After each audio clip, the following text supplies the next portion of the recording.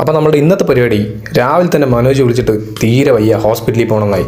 പിന്നെ ഒന്നും നോക്കില്ല, രാവിലെ തന്നെ കുറച്ച് ഫുഡ് റെഡിയാക്കി പ്രോട്ടീനകത്ത് അകത്ത് കയറ്റി ഹെയർ റൊട്ടീനൊക്കെ കഴിഞ്ഞ് അമ്മ വേഗം ആശുപത്രി വിളിച്ച് പറഞ്ഞ് കാര്യങ്ങളൊക്കെ റെഡിയാക്കി.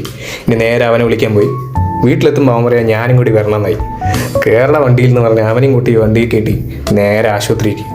ആശുപത്രി പോയി ചെക്ക് ചെയ്തപ്പോൾ കുറച്ച് മരുന്ന് മേടിച്ചിട്ട് വന്ന് പറഞ്ഞു. ശരി, ഓക്കെ, മരുന്ന് മേടിക്കാൻ വേണ്ടി വെളിയിലിറങ്ങി. അതും കഴിഞ്ഞ് തിരിച്ചു വരുമ്പോൾ മുത്തു എത്തി. ഓക്കെ, പിന്നെ നേഴ്സ് പറഞ്ഞു പോയി ബ്ലഡ് ടെസ്റ്റ് എടുത്തിട്ട് വന്ന്.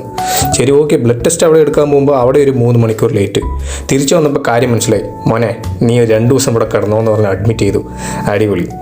അങ്ങനെ ഒരു ചായയെ കുടിച്ച് വൈകുന്നേരം അവന് ഫുഡ് പിടിക്കാൻ വേണ്ടി വെളിയിലിറങ്ങിയപ്പോൾ ദേ റോഡിൽ കൂടെ പോണു മെസ്സി, പിന്നാലെ വരുന്നു നെയ്മർ, ദേ പിന്നാലെ റൊണാൾഡോ.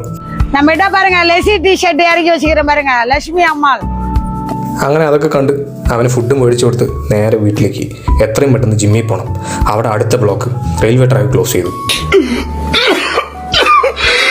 സമയം കളയാനില്ല, വേഗം ജിമ്മിൽ പോയി ഷോൾഡർ വർക്കൗട്ടൊക്കെ ചെയ്തു, കുറച്ച് കണ്ടീഷനിങ് ഒക്കെ ചെക്ക് ചെയ്തു. ഞാൻ അപ്പോഴും ആലോചിക്കുന്നത് എൻ്റെ ഒരു ട്രാൻസ്ഫർമേഷൻ വീഡിയോ പോസ്റ്റ് ചെയ്യാമെന്ന്.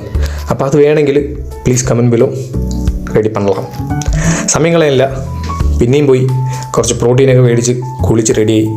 ഫ്രിഡ്ജിൽ കുറച്ച് ചിക്കൻ ഉണ്ടായിരുന്നു, അപ്പോൾ അതും എടുത്ത് ഒരു തമിഴ്നാട് സ്റ്റൈൽ ഉപ്പ് കറി റെഡിയാക്കാമെന്ന് പറഞ്ഞ് അതിനെ വേവിക്കാൻ വെച്ച് കുറച്ച് മുട്ട എടുത്തിട്ടു. അതിനിടയിൽ ഒരു ഗ്രീക്ക് യോഗോട്ട് അകത്താക്കി അതിനെ വെയിറ്റ് ചെയ്ത് നിന്നു. ഇന്ന് ചീറ്റ് ചെയ്തുകൊണ്ട് വലിയ കുഴപ്പമില്ല. ഫുഡ് റെഡി ആകുമ്പോഴേക്കും മെല്ലെ കുറച്ച് ഡാൻസൊക്കെ കളിച്ച് ഫുഡ് അകത്താക്കി. അപ്പോഴാണ് മറന്ന് രാവിലെ ക്രിയേറ്റ് എടുക്കാൻ മറന്നു, അതും കയറ്റി. രാവിലെ തന്നെ വേഗം ഹോസ്പിറ്റലിൽ പോയി.